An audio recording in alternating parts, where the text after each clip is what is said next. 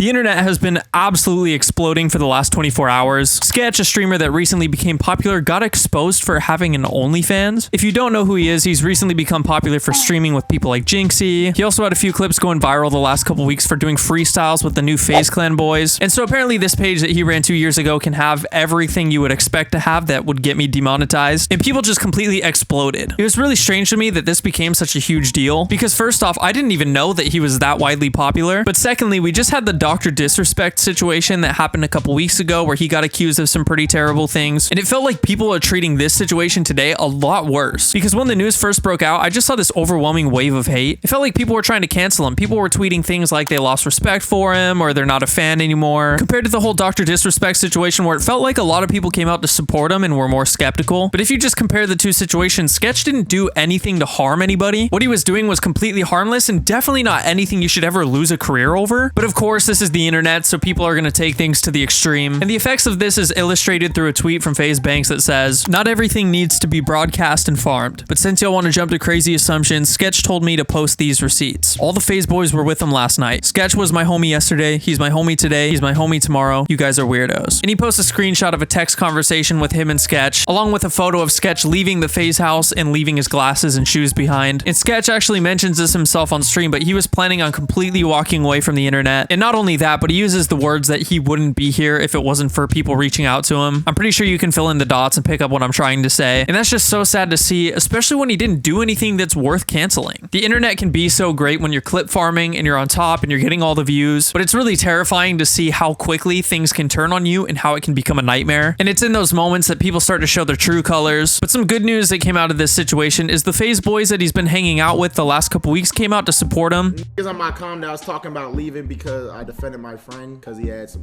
going on in the past and he's moved on. Yo, I don't think understand. We don't care about you. I defended my friend. If that hurts you or make you want to cry and stop watching my content because I defended my friend, a real life personal issue, and just get the f out.